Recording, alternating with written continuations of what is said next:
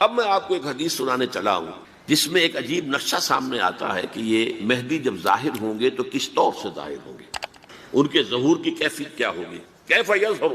یہ روایت ہے حضرت ام سلمہ سے رضی اللہ تعالی عنہا، حضور کی زوجہ محترمہ ہیں، فرماتی ہیں ام سلمہ عن النبی صلی اللہ علیہ وسلم قال یکون اختلاف عند موت خلیفۃ، موت خلیفۃ، حضور نے فرمایا ایک خلیفہ کی موت پر اختلاف واقع ہو جائے گا، خانہ جنگی ہو جائے گی، فیخرج رجل من اہل المدینہ حاربا الی مکہ، پھر مدینے کے لوگوں میں سے ایک شخص نکلے گا، بھاگے گا اور جا کر پناہ لے گا اور چھپ جائے گا مکے میں، فیاتیہ ناس من اہل مکہ، پھر اس کے پاس آئیں گے اہل مکہ، مکہ کے لوگ، فیخرجونہ، اور اسے نکالیں گے، جہاں وہ چھپے ہوئے ہوں گے وہاں سے نکالیں گے، وہو کارہ، اور وہ بالکل اس کو پسند نہیں کر رہے ہوں گے، نہ وہ خواہش مند ہوں گے کہ ان کے ہاتھ پر بیعت کی جائے، نہ وہ یہ چاہیں گے کہ وہ میدان میں آئیں اور ان کو جو ہے اپنا لیڈر مانا جائے، وہو کارہ فیبایعونہ بین الرکن والمقام، لیکن لوگ جو ہے پھر اصرار کے ساتھ ان کے ہاتھ پر بیعت کریں گے رکن اور مقام کے درمیان۔ رکن وہ کونا ہے خانہ کعبہ کا جس میں حجر اسود لگا ہوا ہے،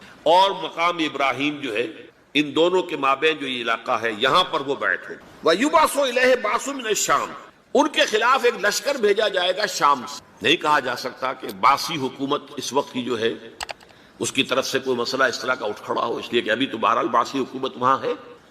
فَيُخْصَفُ بِهِمْ بِالْبَيْضَاءِ بَيْنَ مَكَّةَ وَالْمَدِينَةِ، لیکن اللہ تعالیٰ اس لشکر کو مکے اور مدینے کے درمیان وادی بیضاء میں دھسا دے گا زمین کے اندر، پورے کے پورے لشکر کو۔ فَإِذَا رَأَى النَّاسُ ذَلِكَ، جب لوگ یہ دیکھیں گے کہ اتنی بڑی نشانی ظاہر ہو گئی، أَتَاهُ أَبْدَالُ الشَّامِ وَعَصَائِبٌ مِنَ الْعِرَاقِ فَيُبَايِعُونَهُ، اب شام سے سارے کے سارے جو اولیاء اللہ ہیں وہ بھی آئیں گے، اور عراق سے جوق در جوق لوگ آئیں گے اور ان سے بیعت کریں گے۔ وَيَعْمَلُ فِي النَّاسِ بِسُنَّةِ نَبِيِّهِمْ، پھر وہ عمل کریں گے لوگوں کے مابین، حکومت کریں گے اپنے نبی کی سنت کے مطابق۔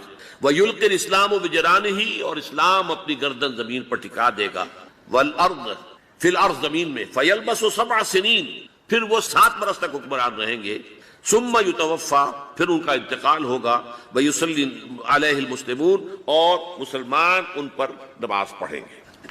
یہ جو میں نے آپ کے سامنے نقشہ کھینچا ہے، اس سے اب میں ایک نتیجہ نکالتا ہوں، اسے بھی میرا گمان کہیے، اختلاف بھی کر سکتے ہیں آپ، اگر اس کو وزنی سمجھے تو قبول بھی کر سکتے ہیں۔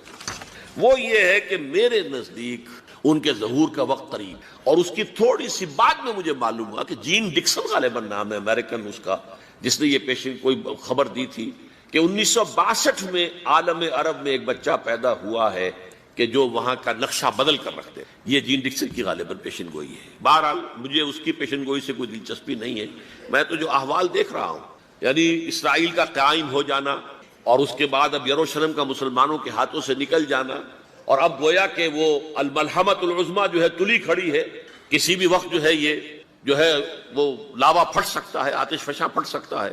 تو یہ تمام حالات ایسے ہیں کہ جن کی وجہ سے میں سمجھتا ہوں کہ ایک تو جو قرآن مجید کے اشارات میں نے آپ کو بتائے، 14 صدیاں، 14 دن میں چاند کا پورا ہونا، والقمر اذا اتسق، 14 دن میں 14ویں کا چاند۔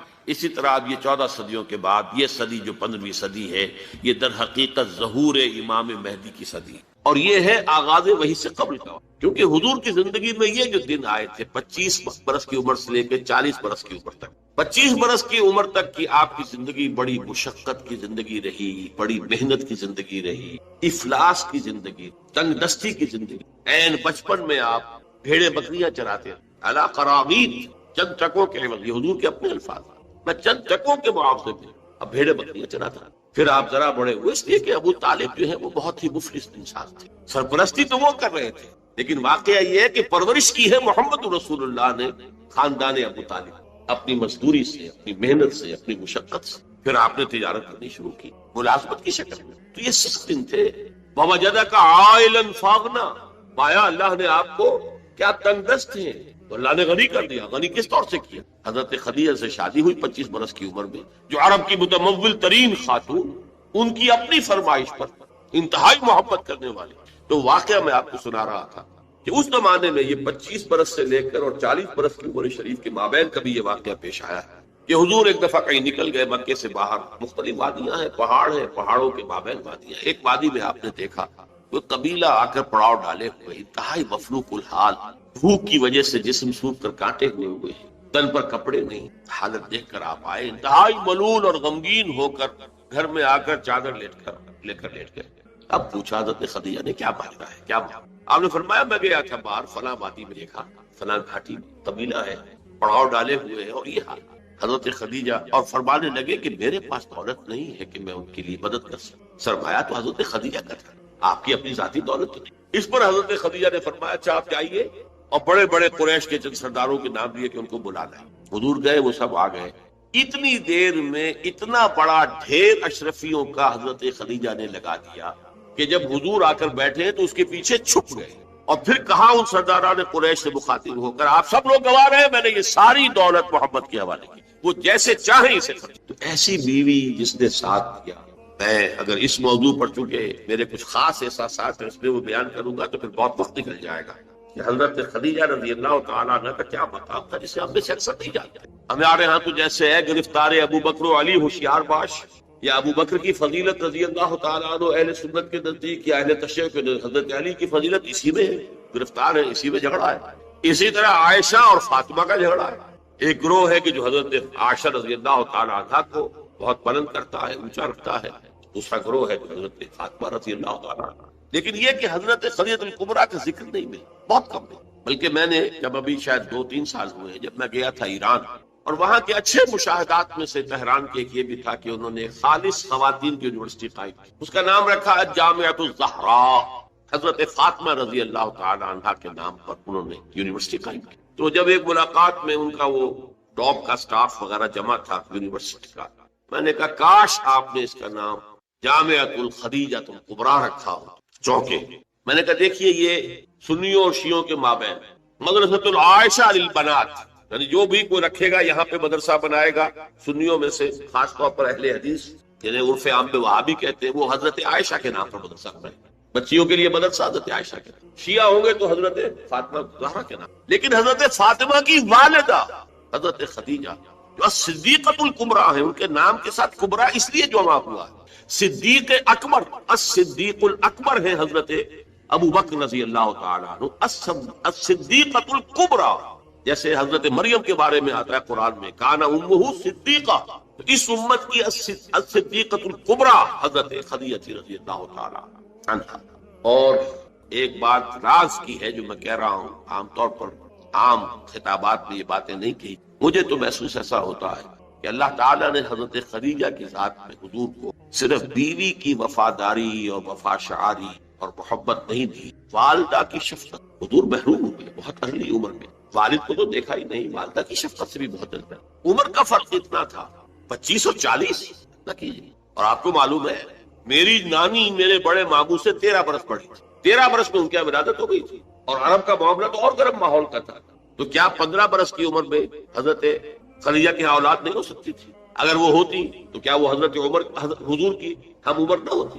اس حوالے سے چنانچہ ایک واقعہ میں آپ کو اور سنا دوں۔ ایک مرتبہ حضور صلی اللہ علیہ وسلم اسی طرح جو بھی نیا تجربہ تھا عالم ملکیت اور عالم بشریت کے درمیان اتصال کا، اور جس کی وجہ سے ایک خوف کی سی کیفیت، ایک تشویش کا سا انداز، تو حضرت خدیجہ نے ایک مرتبہ یہ کہا کہ اچھا اب جب وہ آئے وہ فرشتہ ہے یا کیا ہے، وہ بدروح ہے یا کوئی واقعتاً فرشتہ ہے، جب بھی وہ آپ کو نظر آئے تو مجھے بتائیے۔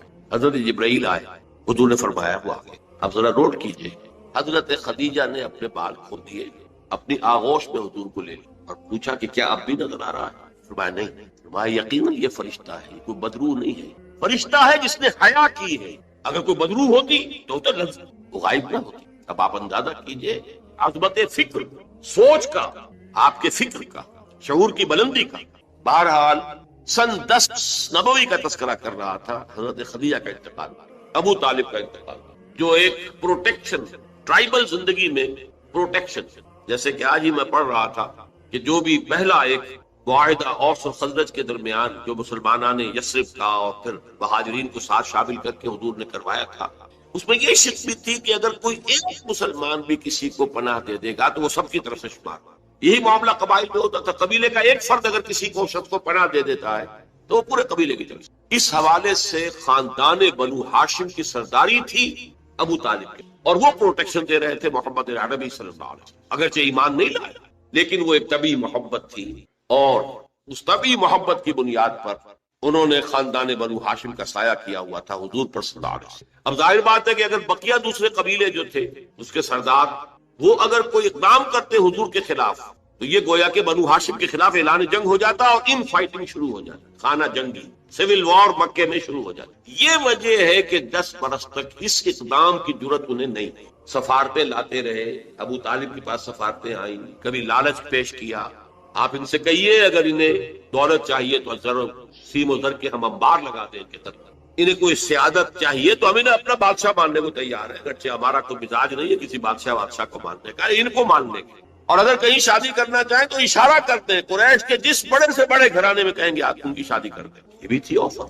جب حضور نے فرمایا تھا کہ چچا جان چاہے یہ میرے داہنے ہاتھ پر سورج اور بائیں پر چاند رکھتے تب بھی میں اپنے اس دعوت سے باز نہیں۔ ان کا مطالبہ یہ تھا کہ یہ دعوت ختم کرو، ہمارے معبودوں کو برا نہ کریں، جس کے ضمن میں پھر آخری جبکہ ابو طالب بستر مرگ پر تھے اس وقت جو آخری سفارت آئی ہے، اور انہوں نے آخری چیلنج کیا کہ ابو طالب اب بھی اگر تم باز نہیں آتے تو پھر ٹھیک ہے، ہمارا الٹیمیٹم ہے، آؤ میدان میں مقابلہ کرو یا روک لو اپنے بھتیجے۔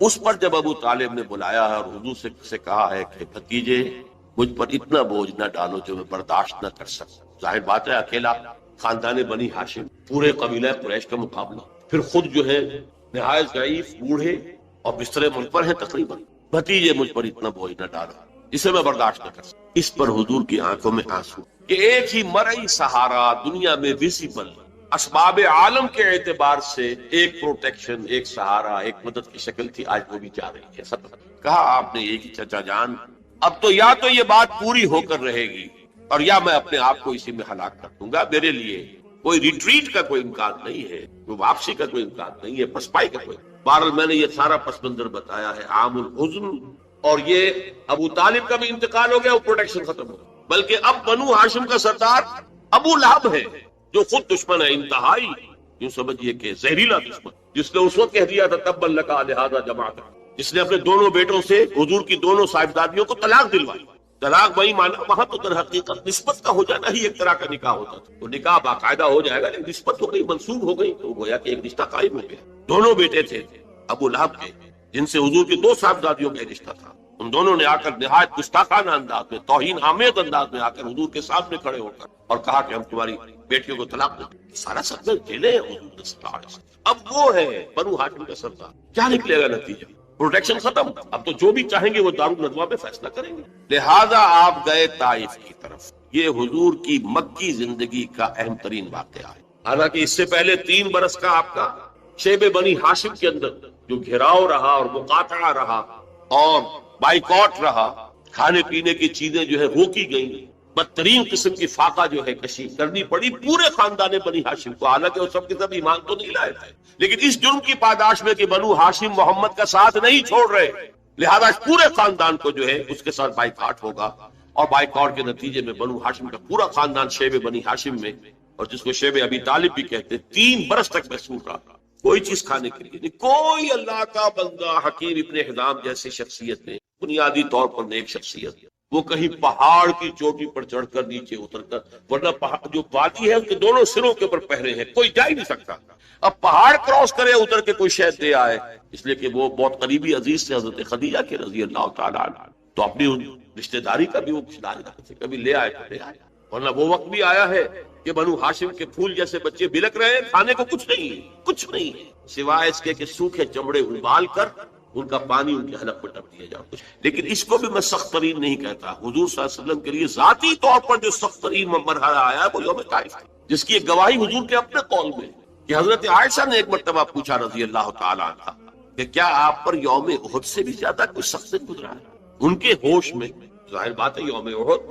حضور مجروح ہوئے، زخمی ہوئے، دندان مبارک شہید ہوئے، خون کا فوارہ چھوٹا، آپ پر بے ہوشی طاری ہوئی، آپ کی زبان مبارک سے ایک بددعا بھی نکل گئی، کیف یہدی اللہ قوما خضبوا وجہ نبیہم بالدم، اللہ اس قوم کو کیسے ہدایت دے گا جس نے اپنے نبی کے چہرے کو خون سے رنگیت بنا دیا، خون سے رنگ دیا۔ پھر یہ کہ 70 صحابہ جو ہے شہید ہوئے، جن میں حضرت حمزہ جیسے بھی، آپ کے چچا بھی ہیں، آپ کے خالہ داد بھائی بھی ہیں، آپ کے دور شریک بھائی بھی ہیں، ساتھ کے کھیلے ہوئے ہمجولی بھی، اسد اللہ ہے، اسد الرسول ہی بھی، اور ان کی لاش آئی ہے کہ ناک کٹی ہوئی، کان کٹے ہوئے اور پیٹ چاک کر کے کلیجہ چبایا ہوا۔ تو سخت ترین دن حضرت عائشہ کے نزدیک یوم احد تھا۔ حضور نے فرمایا نہیں، مجھ پر سخت ترین دن یوم طائف۔ آپ مکے سے مایوس ہو کر طائف گئے، اور نوٹ کیجئے یہ واحد موقع ہے جہاں نظر آتا ہے کہ حضرت ابو بکر بھی حضور کے ساتھ ہیں، ورنہ سائے کی طرح ساتھ رہنے والی شخص صرف ایک ہے ساتھ، زید ابن حارثہ رضی اللہ تعالی عنہ،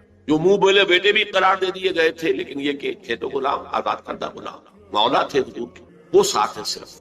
آپ نے عام راستہ اختیار نہیں کیا جو کہ آسان راستہ ہے، سیل کا راستہ اب بھی ہے۔ طائف کے دو راستے ہیں، مکے سے طائف جائے دو راستے، ایک طریق السیل کہلاتا ہے، ایک طریق الجبل کہلاتا ہے۔ پہاڑی راستہ جو ہے انتہائی دشوار گزار، انتہائی، آج بھی آپ جب جائیں وہاں پر تو معلوم ہوتا ہے کیسے ان لوگوں نے سڑک بنائی ہے، نہایت دشوار گزار، لیکن اب دوبارہ وہ بہت عمدہ سڑک بنی ہوئی ہے۔ حضور کے زمانے میں سڑک کہاں تھی؟ کس سختی کو جھیل کر اس طریق الجبل کو آپ نے اختیار کیا، اس لیے کہ عام آمد و رفت کا راستہ جہاں تھا وہاں تو خطرہ تھا کہ فوراً حملہ ہو جائے، کیونکہ غالباً دارالندوا میں یہ فیصلہ ہو چکا کہ اب قتل کر دو محمد کو، ختم ہوا، ابو طالب گیا، اب کوئی ہمیں اندیشہ نہیں ہے کہ کوئی ان فائٹنگ ہو جائے گی، کوئی جو ہے سول وار ہو جائے گی قریش میں، لہٰذا اس لیے آپ ایوائڈ کر رہے ہیں اس راستے کو جس پر آمد و رفت عام ہے۔ وہ دشوار گزار راستے سے ہو کر طائف پہنچے، وہاں کے 3 سرداروں کے پاس جا کر اپنی دعوت پیش کی، اس امید میں کہ اگر ان میں سے کوئی ایک بھی دعوت قبول کر لے، مجھ پر ایمان لے آئے تو میں یہاں منتقل ہو جاؤں، یہ میرا دارالہجرت بنے۔ حکمت خداوندی میں، مشیت ازدی میں یہ معاملہ جو ہے،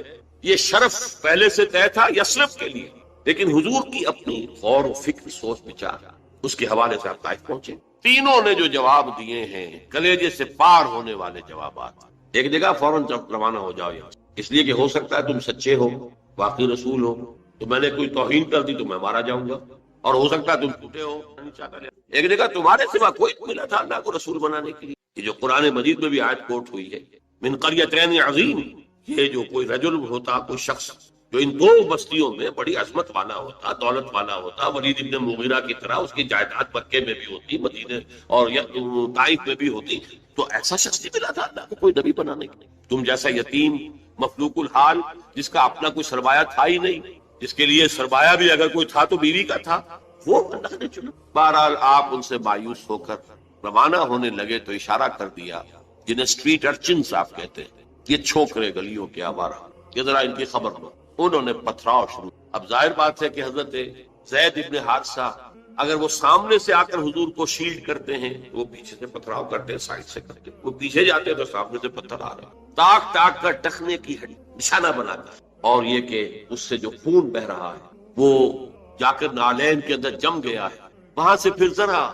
آپ نکلے ہیں، ایک جگہ ٹھہرے، زیادہ تفصیل میں نہیں میں جا رہا، لیکن خاص طور پر یہ نوٹ کرا دینا چاہتا ہوں کہ حضور کی زبان مبارک پر فریاد آتا، اللہم الیک اشکو ضعف قوتی وقلت حیلتی وہوانی علی الناس، اے اللہ تیری ہی جناب میں فریاد کرتا ہوں اپنی قوت کی کمی کا، اپنے وسائل کی کمی، اور لوگوں کے سامنے جو رسوائی ہو رہی ہے، رسوائی، یہ رسوائی مکے میں نہیں ہوئی تھی کبھی، یہ پتھراؤ مکے میں نہیں ہوا تھا کبھی۔ اللہم الیک اشکو ضعف قوتی وقلت حیلتی وہوانی علی الناس، الی من تکلنی، اے اللہ مجھے کس کے حوالے کر دیا، الی بعید یتجہمنی اور الی عدو ملکت امری، کیا وہ دور دراز کے لوگ جن کا مجھ سے کوئی تعلق ہی نہیں ہے، ان کو مجھ پر حملہ کرنے کے لیے کھلی چھوٹ دے دی، اور کیا دشمن کے حوالے مجھے کر دیا کہ جو چاہے کر دیا، یہ فریاد۔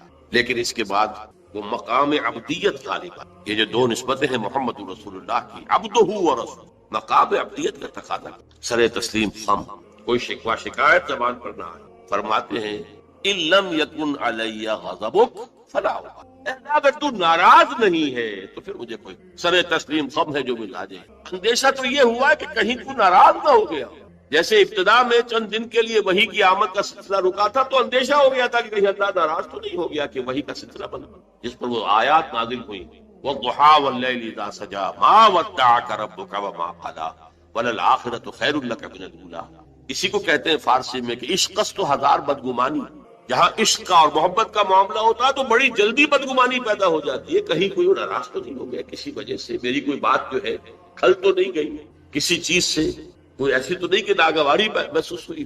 تو ان لم یکن علی غضب فلا ابالی، اگر غضب نہیں ہے تیرا، ناراض نہیں ہے تو پھر مجھے کوئی پرواہ نہیں. اعوذ بنور وجهک الذی اشرقت له الظلمات، میں تیرے چہرے انور کی اس ضیاء اور نور کی پناہ میں آتا ہوں کہ جس سے تمام اندھیارے جو ہے وہ دور ہو جائیں. بہرحال وہاں سے جب واپس آئے ہیں تو نوٹ کیجئے ٹرننگ پوائنٹ ہے یہ، اس لیے کہ یوم طائف ایک اعتبار سے کلائمیکس ہے، ذاتی اعتبار سے محمد الرسول اللہ صلی اللہ علیہ وسلم پر ابتلاء اور آزمائش اور امتحان اور سختی کا نقطۂ عروج، کلائمیکس. اور اسے مولانا مناظر حسن گیلانی رحمۃ اللہ علیہ نے اپنی تصنیف النبی الخاتم میں ٹرننگ پوائنٹ قرار دیا. اس کے بعد سے اللہ تعالیٰ کی طرف سے خصوصی پروٹیکشن، اللہ تعالیٰ کی طرف سے خصوصی حفاظت جو ہے حضور صلی اللہ علیہ وسلم کو حاصل. لیکن یہ کہ فوری طور پر طائف سے واپسی کے بعد معاملہ یہ ہوا ہے. عالم اسباب میں حضور کا معاملہ یہ تھا کہ آپ داخل نہیں ہو سکتے مکے میں، کیا کریں؟ وہاں قتل کا فیصلہ ہو چکا، داخل ہوں گا کوئی قتل کر دے. اور جب دارالندوا میں فیصلہ ہو چکا ہو تو کوئی اس کے اوپر جرم نہیں، کوئی اس کے اوپر الزام نہیں، کوئی مقدمہ نہیں بنے گا. طائف گیا تھا خالی ہاتھ لوٹا. عالم اسباب، اب نوٹ کیجیے جو نقطہ میں واضح کرنا چاہتا کہ حضور کی ساری جدوجہد عالم اسباب میں قدم بقدم زمین پر چل کر ہوئی. عالم اسباب کے وہ استعمال کرتے ہوئے ایک مشرک کو، کافر کو پیغام بھیجتے ہیں اگر تم مجھے امان دے دو، اپنی امان میں لے لو تو میں مکے میں آ جاؤں.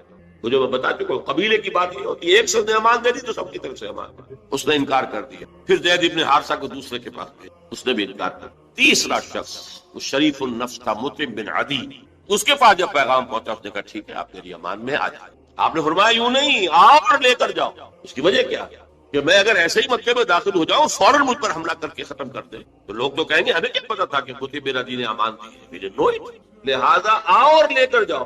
اس درجے اسباب جو ہے دنیاوی، یہ عالم اسباب ہے، اور یہاں جو جد و جہد کرنی ہے اس عالم اسباب کے اندر رہتے ہوئے کرنی ہے. ان اسباب کو بروئے کار لا کر کرنی ہے، انہیں استعمال کر کے کرنی ہے. لہذا آپ نے ایک مشرک کافر کی امان لینی قبول. اور پھر وہ مطعم بن عدی آیا ہے ہتھیار سجا کر، 6 بیٹے ساتھ لے کر، 6 بیٹے ہتھیاروں سمیت، اور کہتا ہوا میں نے محمد کو امان دی ہے، آج سے محمد میری امان میں. تب مکے میں داخل. یہی وجہ ہے کہ حضور کو اتنا پاس تھا اس کے اس احسان کا. غزوہ بدر میں جب 70 قیدی قریش کے حضور کے ہاتھ میں، اسیران بدر، حضور نے فرمایا تھا کہ اگر آج مطعم بن عدی زندہ ہوتا اور وہ سفارش کرتا تو میں ان 70 کے 70 کو چھوڑ دیتا بغیر کسی فکر. لیکن یہ کہ مطعم بن عدی کا اس دوران انتقال ہو چکا تھا، وہ اسی حالت کفر و شرک کے تھا. میں نے کچھ جھلکیاں آپ کو دکھائی. یہ 10 برس ہیں. حضور کا جو انقلابی جد و جہد کا عرصہ ہے وہ 20 برس کا ہے. عرب میں انقلاب کی تکمیل جو ہے سن 8 ہجری میں ہو گئی. مکہ فتح ہو گیا، طائف فتح، حنین میں فتح حاصل ہو چکی، عرب میں انقلاب ہو گیا. لہذا 12 برس مکے کے اور 8 برس مدینے کے شامل کر لیجئے، 20 برس. ان 20 کو 2 حصوں میں تقسیم کیجئے، 10 سال ادھر 10 سال ادھر. پہلے 10 سال کا حاصل یہ ہے جو میں نے آپ کے سامنے رکھ دیا کہ کل 125 یا 150 افراد ایمان لائے. آپ کی یہ حیثیت نہیں تھی کہ آپ مکے میں اپنے بل پر ان his own right آپ قیام کر سکتے. لہذا آپ نے ایک کافر اور مشرک کی امان لی. یہ ہے 10 برس کی محنت شاقہ کا. اگلے 10 برس میں وہ انقلاب جس تیزی کے ساتھ مکمل. اسی سال جب کہ طائف سے واپس آئے، حج کے ایام میں آپ پھر رہے ہیں مختلف وادیوں میں جہاں حاجی ٹھہرے ہوئے ہیں. یثرب کے 6 حاجی آپ کو ملے، ان کے سامنے آپ نے اپنی دعوت رکھی. وہ خزرج کے قبیلے سے تھے. مدینے میں یہودی چونکہ یہ کہا کرتے تھے کہ نبی آخری زمان کا ظہور ہونے والا ہے، ان قریب جو ہے آخری نبی کا ظہور ہو. اور جب ان کے جھگڑے ہوتے تھے اوس و خزرج سے یہودیوں کے، اور مار کھاتے تھے ان سے، جیسے بنیے اگر ان کا کوئی جھگڑا ہو جاتا تھا گاؤں میں تو ظاہر بات ہے مار تو ان کا مقدر تھی، ایسے ہی وہ مار کھاتے تھے. لیکن کہتے تھے کہ ابھی تو تم ہمیں دبا لیتے ہو، لیکن دیکھو نبی آخر الزمان کے ظہور کا وقت قریب ہے، جب ہم ان کے ساتھ ہو کر تم سے لڑیں گے تو تم ہمیں شکست دے دے. یہ کانوں میں ان کے باتیں پڑی ہوئی. لہذا جب حضور نے اپنی دعوت پیش کی، انہوں نے کنکھیوں سے ایک دوسرے کو دیکھا.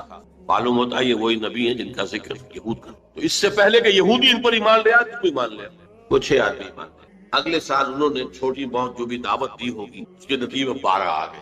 اب انہوں نے کہا کہ ہمیں کوئی مبلغ دیجئے، کوئی معلم دیجئے، مقری دیجئے جو قرآن ہمیں پڑھائے. آپ سے تو ہماری ملاقات اب 1 سال بعد ہوگی. یہ کہ عرب میں سفر کرنا کوئی آسان کام تھا؟ ہر وقت خطرہ قتل و غارت کا، قافلے لٹ رہے پٹ رہے. تو وہ تو جو اشہر حرم ہوتے تھے، حج کے مہینے، ان میں امن و امان ہوتا تھا، کوئی کسی کو تنگ نہیں کرتا تھا، کوئی قتل اور غارت کری نہیں. تو اگلے سال ملاقات ہوگی. تو آپ ہمیں دیجئے کوئی مقری پڑھانے والا.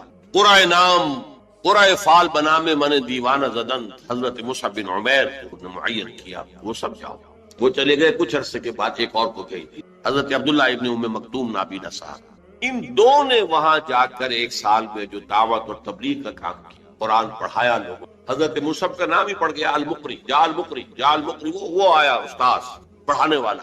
اس کے نتیجے میں اگلے سال 75 افراد آ گئے اور بیعت عقبہ ثانیہ ہو گئی، جس کے نتیجے میں ہجرت کا راستہ کھل گیا یثرب کی طرف. اوس اور خزرج کے بڑے بڑے لوگ موجود تھے ان دونوں اس 75 افراد کے اندر. تو معلوم ہوا کہ دونوں قبائل نے گویا کہ بحثیت مجموعی اسلام کی طرف پیش قدمی کر لی. لہذا اللہ تعالیٰ کی وہ مشیت اس طور سے پوری ہوئی کہ پھر ہجرت ہوئی مدینے کی. اور یہ کہ پہلے حضور نے بقیہ صحابہ کو اجازت دے دی، خود منتظر رہے جب تک کہ ایکسپریس پرمیشن نہ آ جائے اللہ کی طرف سے. اس کے ضمن میں بھی ایک واقعہ ضرور سنا دینا چاہتا ہوں. حضرت ابوبکر حضور کے ساتھ سفر کے لیے بالکل تیار، پوچھ رہے ہیں حضور اجازت آ گئی؟ نہیں، ابھی نہیں آئی. اگلے روز پھر آئی اجازت؟ نہیں. حضرت عائشہ فرماتی ہے ایک دن عجیب ہم نے دیکھا، دوپہر کے وقت اپنے چہرے اور سر کے اوپر کپڑا آپ نے اوڑھا ہوا ہے پوری طریقے سے.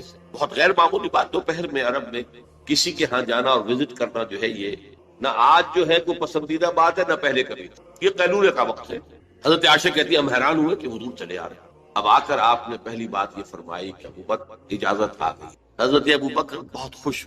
انہوں نے اپنے طور پر 2 اونٹنیاں تیار کی ہوئی تھی، کھلا پلا کے خوب فروا بوٹا کیا ہوا تھا تاکہ تیز دوڑے اور سفر ہجرت میں وہ اونٹنیاں کام آئیں، ایک اپنے لیے ایک حضور کے لیے صلی اللہ علیہ وسلم. تو انہوں نے خوشی کے انداز میں کہ اب شاباش ملے گی کہ تم نے واقعتاً تیاری کی، اہتمام کیا. تو عرض کیا کہ حضور میں نے یہ 2 اونٹنیاں تیار کر رکھی، ذرا سا توقف فرمایا. ٹھیک ہے، ایک میں استعمال کروں گا لیکن میں اس کی قیمت ادا کروں. رو پڑے حضرت ابوبکر کہ حضور مجھ سے بھی یہ مغالطہ. لیکن یہ تھی غیرت محمد رسول اللہ صلی اللہ علیہ وسلم. بہرحال وہ سفر ہوا اور اس کے بعد پھر آپ کی جد و جہد.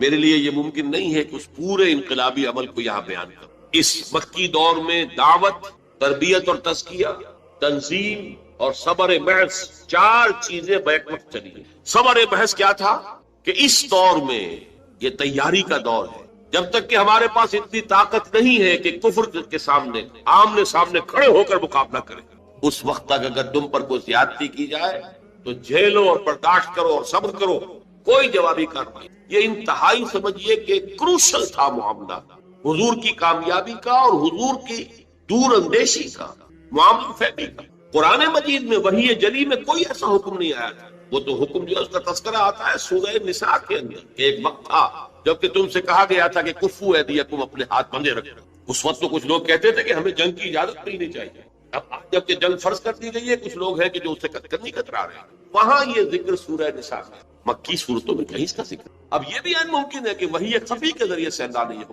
حضور پر صرف وحی جلی نہیں آتی تھی، وحی خفی بھی. لیکن اس سے زیادہ قرین قیاس ہے کہ حضور کا اپنا تدبر تھا، حضور کی اپنی تدبیر تھی، حضور کی اپنی سوچی سمجھی رائے تھی کہ کوئی انقلابی جماعت جبکہ ابھی وہ تھوڑی ہے، تعداد میں کم ہے، قوت میں کمی ہے، اگر وہ وائلنٹ ہو جائے تو کچل دی جائے گی.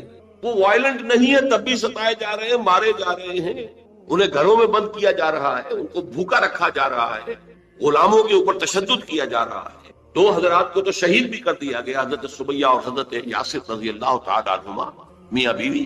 لیکن یہ کہ جب اس حالت میں یہ کر رہے ہیں جبکہ ہماری طرف سے کوئی جوابی کارروائی نہیں، کوئی ریٹیلیشن نہیں، اگر کہیں کوئی جوابی کارروائی ہو جائے تو پورا جواز مل جائے گا انہیں کہ وہ ہمیں کلش کر کے رکھیں. یہ انتہائی حکیمانہ ہے، انتہائی مدبرانہ انداز. We have to buy time. اپنی دعوت و تربیت کے ذریعے سے اپنے بیس کو، اپنی طاقت کو وسیع کریں، مضبوط کریں، مستحکم کریں. جس کو علامہ اقبال نے کہا ہے با نشہ درویشی در ساز و دمادم زن. درویشی کا انداز اختیار کرو، اس سے موافقت اختیار کر دو اور پھر اس پر لگے رہو، کوشش کرتے رہو. آخر دعوت و تبلیغ بھی تو درویشی ہوتی ہے. پھر یہ کہ درویش کو اگر آپ نے تھپڑ مار دیا تو وہ جواب میں آپ کو تھپڑ نہیں مارے گا، یہی درویشی ہے. بدھ مت کے بھکشو ہیں، ظاہر بات ہے کہ ان کے آپ کو خلاف اقدام بھی کریں گے، وہ جوابی کارروائی نہیں کریں گے. تو دعوت و تبلیغ، تربیت و تزکیہ، تنظیم اور صبر محض، no retaliation, no raising of hands even in self defence. چاہے تمہارے ٹکڑے اڑا دے. حضرت خباب بن الارض سے کہا گیا اتارو کرتا، اتار دیا. دیکھتے ہوئے انگارے زمین میں بچھا رکھے، پہلے ان کی نگاہوں کے سامنے لیٹ جاؤ، لیٹ گئے. حکم ہے محمد عربی کا سردار. ورنہ ایک آدمی ڈیسپریٹ ہو جائے کہ یہ تو مجھے زندہ کے کباب بنانے چلے ہیں، اور وہ کوئی کام کرے تو دو چار کو مار کر تو مرے گا نا. ڈیسپریٹ آدمی. بلی کو بھی اگر آپ کارنر کر لیں اور اسے محسوس ہو کہ اب اس نے میرے لیے کوئی راستہ نہیں چھوڑا ہے بھاگنے کا، وہ آپ پر حملہ آور ہو جائے. بلی تو ایک انسان، اسے یہ معلوم ہو جائے کہ یہ تو مجھے بھوننے لگے زندہ کو، تو وہ اگر کوئی کارروائی کرے گا تو ایک دو کو تو مار کر مرے گا، لیکن نہیں، اجازت نہیں. تو یہ جو 12 برس ہیں مکے کے، یہ دعوت و تبلیغ، تربیت و تزکیہ، تنظیم، جس کا کلائمیکس ہے بیعت عقبہ ثانیہ، جس میں کہ حضور نے عہد لیا، بایعنا رسول اللہ صلی اللہ علیہ وسلم علی السمع والطاعۃ فی العسر والیسر والمنشط والمکرہ وعلی عثرۃ علینا وعلی لا ننازع امر اہلہ وعلی ان نقول بالحق اینما کنا لا نخاف فی اللہ لومۃ لائم. ہم نے بیعت کی تھی اللہ کے رسول سے کہ آپ کا ہر حکم سنیں گے اور مانیں گے، اطاعت کریں گے، خواہ مشکل ہو خواہ آسان ہو، خواہ طبیعتیں آمادہ ہو خواہ ہمیں اپنی طبیعتوں پر جبر کرنا پڑے، خواہ آپ دوسروں کو ہم پر ترجیح دے دیں، اور جنہیں بھی آپ امیر بنائیں گے، ذمہ دار بنائیں گے، ان سے بھی جھگڑیں گے نہیں، ان سے تعاون کریں گے، اور جہاں بھی کہیں ہوں گے حق بات اور صحیح مشورہ ضرور پیش کریں. یہ بیعت تھی، اس کی بنیاد پر ایک عظیم تنظیم وجود میں، اور یہ صبر محض.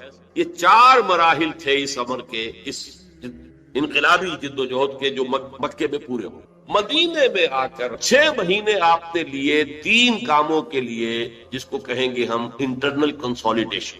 مسجد نبوی کی تعمیر جو ایک مرکز بن، اب یہ دار الندوہ بھی ہے، دار المشاورہ بھی ہے، یہ دار العبادہ بھی ہے، دار الصلاۃ بھی ہے، یہی دار التعلیم بھی ہے، یہی دار التزکیہ بھی، یہ دار الاحسان بھی. خانقاہ کہہ لیں، درسگاہ کہہ لیں، تربیت گاہ کہہ لیں، عبادت گاہ کہہ لیں، حکومت کا مقام کہہ لیں، مشورے کی جگہ کہہ لیں، پارلیمنٹ ہاؤس کہہ لیں، یہ سب مسجد نبوی ایک مرکز وجود میں آ گیا. نمبر 2، انصار اور مہاجرین کو بھائی بھائی بنا، تاکہ یہ 2 حصے، جماعت، اسلامی جماعت کے 2 حصے مربوط ہو.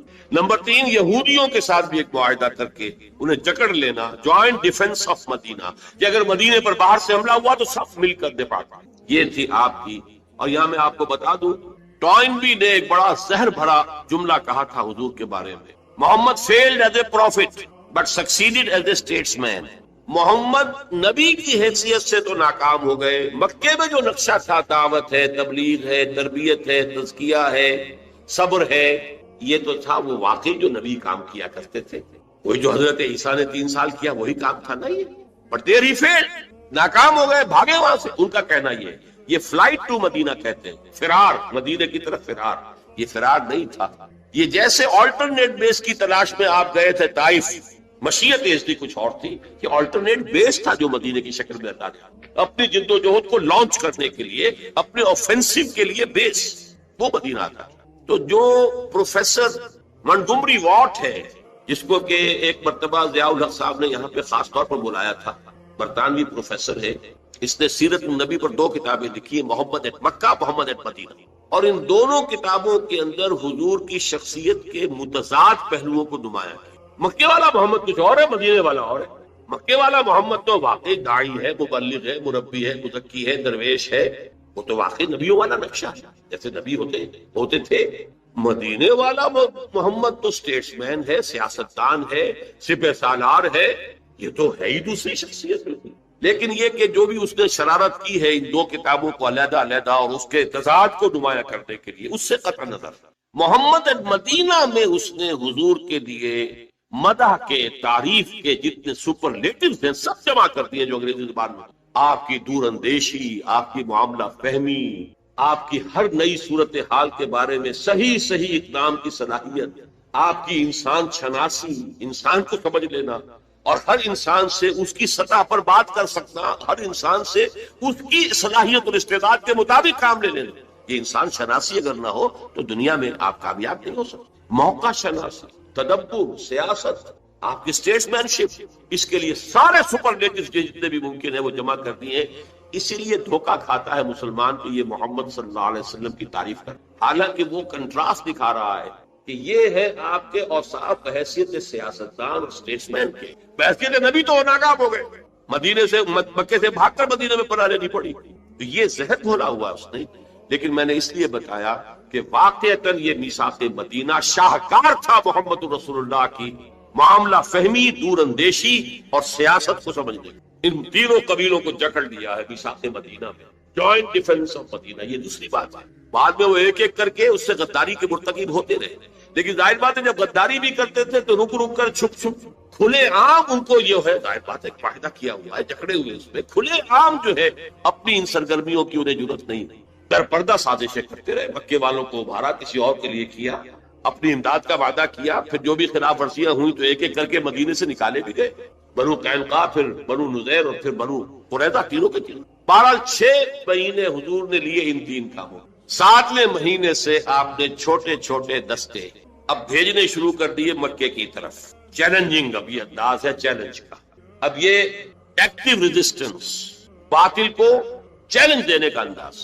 یہ 8 مہمیں ہیں بدر سے پہلے پہلے۔ بدقسمتی سے سیرت کی کچھ وہ کتابیں جو انگریزی دور میں لکھی گئیں ان میں ان کو پلے ڈاؤن کیا گیا ہے، چھپایا گیا ہے، یہاں تک کہ علامہ شبلی نے بھی ان کو چھپایا ہے۔ اس کی وجہ کیا ہے کہ اس سے ثابت ہوتا ہے کہ ہجرت کے بعد جنگ کا آغاز محمد کی طرف سے ہوا صلی اللہ علیہ وسلم، قریش مکہ کی طرف سے نہیں۔ اور یہ وہ بات تھی کہ جو اس دور میں جبکہ ہمارے اوپر یہ تنقید ہوتی تھی کہ اسلام تو تلوار سے پھیلا ہے اور یہ تو بوئے خون آتی ہے اس قوم کے افسانوں سے، یہ تو خونی لوگ ہیں، جنونی لوگ ہیں، یہ تو آپ دلیل سے بات نہیں کرتے، طاقت سے بات کرتے۔ یہ چونکہ مسلسل پروپیگنڈا ویسٹ کی طرف سے ہو رہا تھا تو ہمارا انداز ہو گیا تھا اپولوجیٹک، نہیں جناب، حضور نے تو جنگ جو کی دفاعی کی ہے، صرف وہ تو انہوں نے آغاز کر دیا تھا تو آپ نے دفاع کیا، یہ حالانکہ 100% غلط ہے۔ اس کی وجہ کیا ہے؟ حضور کو اللہ نے بھیجا تھا دین کو غالب کرنے کے لیے۔ آپ مکے سے مدینے آ کر وہاں کی جو نخلستانوں کی ٹھنڈی چھاؤں میں آرام کرنے تو نہیں آئے تھے صلی اللہ علیہ وسلم، وہ تو تھا اپنی جد و جہد کے اگلے مرحلے کو، اس کے آفینسو کو لانچ کرنے کے لیے ایک بیس ہے جو اللہ نے عطا کیا۔ آپ تو زیادہ سے زیادہ وہ 6 مہینے ویٹ کر سکتے تھے تاکہ وہاں اپنی پوزیشن کو مستحکم کریں، اس سے زیادہ جو ہے آپ کے لیے ممکن نہیں تھا، لہذا آپ نے آغاز کیا، سلسلہ آپ کی جانب سے شروع۔ 8 مہمیں بدر سے پہلے ہیں جن میں 4 میں حضور خود بھی شریک ہوئے، لہذا وہ غزوات کہلائیں گے، اور 4 وہ تھے جن میں حضور نہیں گئے تو وہ سرایا کہلائے۔ اب اس کی تفصیل میں نہیں جا سکتا اس وقت، لیکن ان مہموں کا مقصد کیا تھا ایک لفظ پہلے استعمال کر چکا ہوں، قریش کو چیلنج کرنا۔ اب 2 لفظ اور سمجھ لیجئے، اکنامک بلاکیڈ آف مکہ، کیونکہ ان کا سارا جو معاملہ تھا معاش کا، وہ تجارتی قافلے جاتے تھے، شمال کی طرف قافلہ جاتا تھا، شام کی طرف وہ بدر سے ہو کر گزرتا تھا۔ بدر ظاہر بات ہے مکے سے 80 میل کے فاصلے پر ہے اور مدینے سے اور مکے سے 200 میل کے فاصلے، لہذا یہ زد میں تھا مسلمانوں کی۔ ادھر جو قافلہ جاتا تھا یمن کی طرف وہ نخلا سے ہو کر گزرتا تھا، حالانکہ وہ تو مدینے سے اور بھی زیادہ دور ہے، مکے سے بھی زیادہ دور، مکے سے جنوب مشرق کی طرف جا رہے ہیں۔ وہاں بھی آپ نے ایک مہم بھیج دی، نخلا کے اندر بھی مہم بھیج دی۔ مقصد کیا تھا کہ قریش کو یہ بتا دینا کہ اب تمہاری لائف لائن ہمارے ہاتھ میں، اس کو کہتے ہیں جدید اصطلاح میں economic blockade of Mecca. Number 2 دوسری اصطلاح پولیٹیکل آئسولیشن آف قریش۔ حضور خود جہاں بھی گئے ان 4 مہموں کے دوران تو وہاں کے جو علاقائی قبائل تھے ان سے آپ نے معاہدے کر لیے، یا تو وہ پہلے الائی تھے قریش کے اب ہو گئے، یا یہ کہ انہوں نے نیوٹرلٹی کا معاملہ کیا کہ ہم نہ آپ کا ساتھ دیں گے قریش کے خلاف نہ قریش کی مدد کریں گے آپ کے خلاف۔ لیکن دونوں کا نتیجہ کیا نکلا؟ zone of political influence of Quraysh was diminishing and zone of political influence of Muhammad صلی اللہ علیہ وسلم۔ قرآن مجید میں مکی صورتیں جو درمیانی دور کی ہیں ان میں یہ آیت آپ کو ملتی ہے، نَأْتِي الْأَرْضَ نَنْقُصُهَا مِنْ أَطْرَافِهَا، ہم زمین کو چاروں طرف سے گھیرتے ہوئے لا رہے ہیں مکے کی طرف۔ مکی دور میں وہ کیا تھا کہ ان قبائل میں بھی اسلام پھیلنا شروع